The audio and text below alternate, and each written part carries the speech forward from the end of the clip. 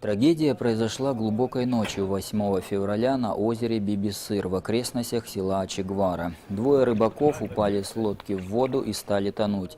Им на помощь кинулся Геннадий Кокоскир, ожидавший их на берегу. Однако лодка, на которой мужчина направился на помощь, была самодельной и мало подходила для спасения. Лодка не смогла выдержать еще двоих в нее забравшихся, перевернулась и стала идти ко дну. Двоим удалось спастись, а Геннадий Кокоскир погиб.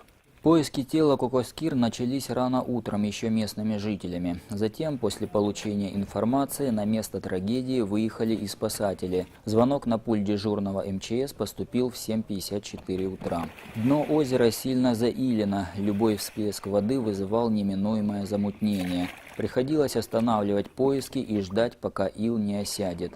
К тому же водолазы постоянно натыкались на колья и коряги. Через 1,5 часа поисков тело Геннадия Кокоскир было обнаружено и извлечено из воды.